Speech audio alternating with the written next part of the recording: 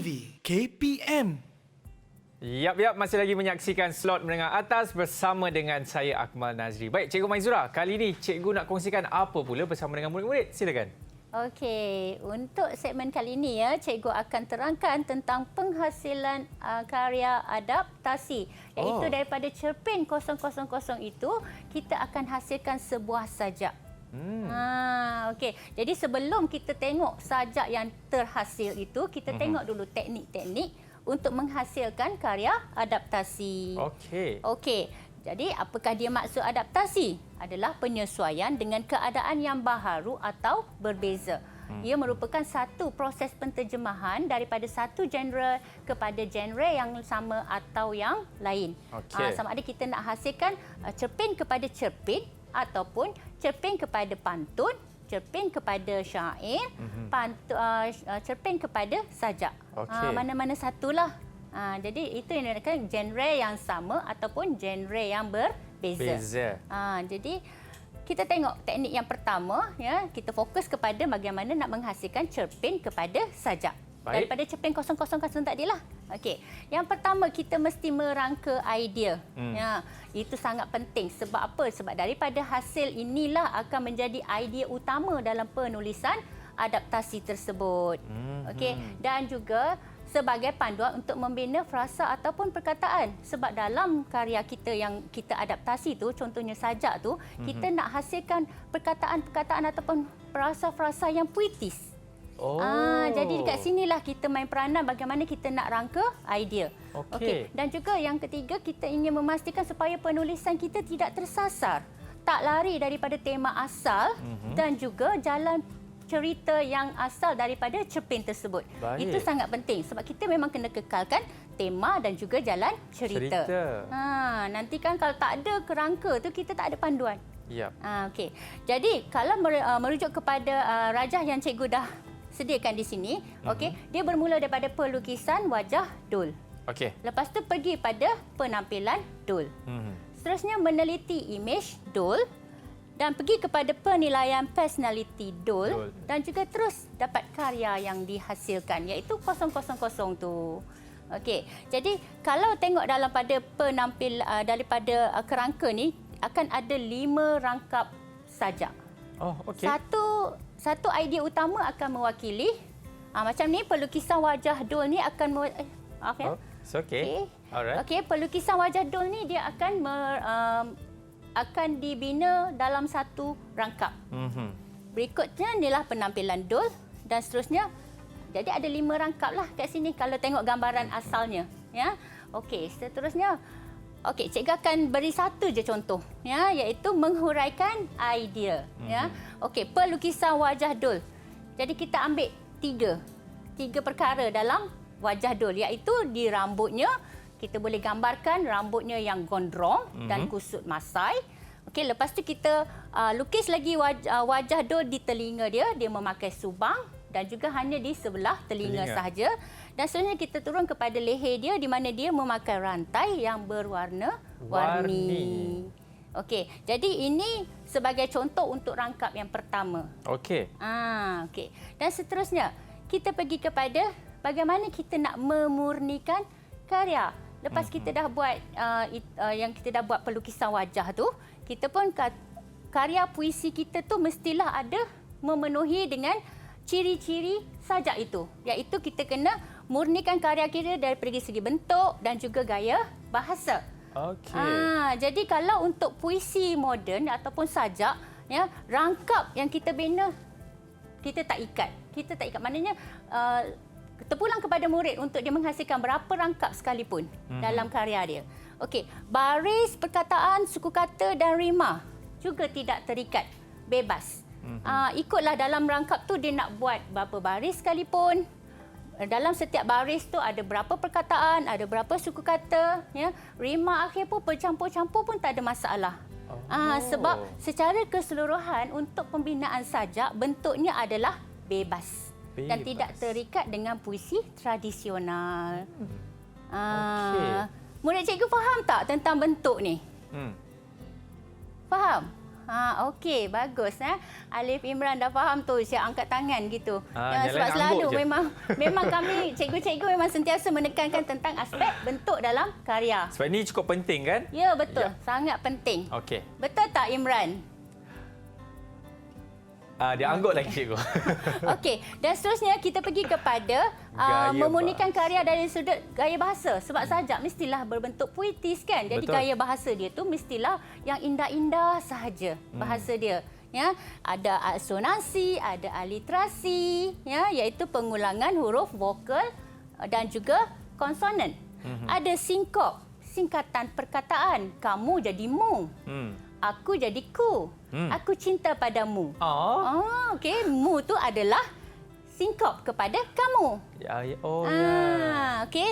Anafora pengulangan huruf ataupun perkataan pada awal baris. Dia nak ulang yang sama pun boleh juga. Okey. Metafora adalah gabungan antara konkret dan juga abstrak. Okey. Jadi menghasilkan perkataan yang bergaya bahasa metafora. Personifikasi ialah tentang unsur perorangan yang diletakkan pada satu-satu benda. Okey. Contohnya macam pohon nyor melambai-lambai. Pohon nyor kan dia tak ada tangan. Betul. Tapi daun dia yang telah diusik oleh angin, dia macam seolah-olah melambai gitu. Macam ada tangan yang melambai-lambai. Okey. Dan seterusnya ialah simili. Siapa nak terangkan apa simili ni? Nak ujilah sikit. Murid cikgu ni. Ada yang tahu? Silakan Fatihah. Sini macam bak seperti macam Okey, betul tu Fatihah. Okey, simili adalah unsur perbandingan. Kita bandingkan sesuatu benda dengan benda yang lain. Dia menggunakan perkataan umpama, bak, seperti, Cikgu Mai cantik seperti bidadari. Perkataan seperti itu merujuk kepada penggunaan simili. Simili. Okey, selepas kita teknik memurnikan karya, ya, maka terhasillah sajak yang lengkap, ada rangkap, ada baris, ada perkataan, ada rima dia, ada unsur-unsur gaya bahasa macam bersama. Bersama tu adalah anafora. Diulang. Ni bersama. Okey. Jauh, aku pergi jauh-jauh tu adalah anafora juga. Okey. Dan aku turun dan turun dan turun adalah repetisi. Dia mengulangi perkataan yang sama dalam satu baris. Jadi yang ni adalah hasil daripada pemurnian gaya bahasa dan juga bentuk.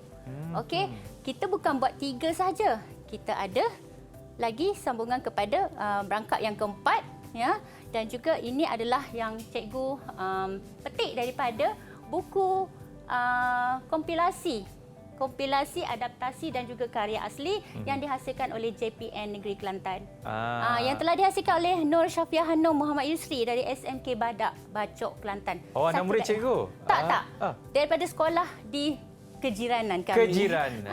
Sebelah sekolah kami dalam daerah Bacok juga. Ya, kalau saya dapat lihat di situ kan cikgu kan, lelaki itu tak ada apa-apa. Tidak wujud, hanya kepura-puraan. Tergambar melalui benda-benda mati. Kan? Tengok dengan rasa kita bagi, cikgu. Okey, yang ni nanti kita akan lihat daripada video multimedia yang dihasilkan oleh Cik Nurul Fatihah. Dia dah hasilkan satu video yang akan mendeklamasikan rangkap-rangkap sajak ini. Okey, baik. Itu sekejap lagi cikgu diakhiri rancangan nanti kan. Okey, seterusnya cikgu nak kongsikan apa lagi? Yang ini dia cikgu. Ini cikgu nak kongsikan tentang kata-kata yang dihasilkan daripada sastrawan negara Datuk Shah Nur Ahmad, iaitu penulis kepada cerpen itu sendiri. Bila perut dan nafsu dan akal naik minyak, hati jadi kosong. Bila hati kosong, kosonglah semuanya. Okey, ada benar juga kan? Betul cikgu, kata-kata yang cukup indah sebenarnya kan? Ya, betul. Okey, baiklah cikgu, saya pasti semua sebenarnya nak tengok tayangan video yang dihasilkan oleh Fatihah ni kan? Ya. Tapi sebelum itu mungkin cikgu boleh berikan rumusan cikgu apa yang kita dah belajar hari ini, silakan. Okey, so cikgu harap ya pada hari ini ya kita telah mempelajari tentang sinopsis, tema, watak perwatakan, teknik plot dan juga bagaimana kita nak menghasilkan karya adaptasi. Okey, itu dia cikgu. Dan dari segi pentaksiran keseluruhan daripada murid-murid ni macam mana cikgu? Cikgu bagi yang terbaik. Mereka Terbaiklah, memang cikgu. hebat. Ya. 10 bintang semua kepada murid-murid cikgu. Alhamdulillah. Okey cikgu, dan saya pasti murid-murid dan juga guru-guru nak buat sebarang bahan rujukan macam mana cikgu? Kat mana tu sebenarnya? Okey, cikgu-cikgu boleh dapatkan ataupun murid-murid sendiri boleh dapatkan hasil ataupun yang telah kita pelajari hari ini dalam sumberku KPM Perkasaku. Terbaiklah Cikgu Maizura. Terima kasih sekali lagi Cikgu dan juga murid-murid kita, dan tak lupa juga jurubahasa isyarat kita. Baiklah, kita akan akhiri kita punya slot kali ini Cikgu dengan tayangan video yang dihasilkan oleh anak murid Cikgu sendiri kan, Fatihah. Jadi kepada anda semua terima kasih. Kita jumpa lagi. Saya Akmal Nazri. Assalamualaikum. Bye-bye.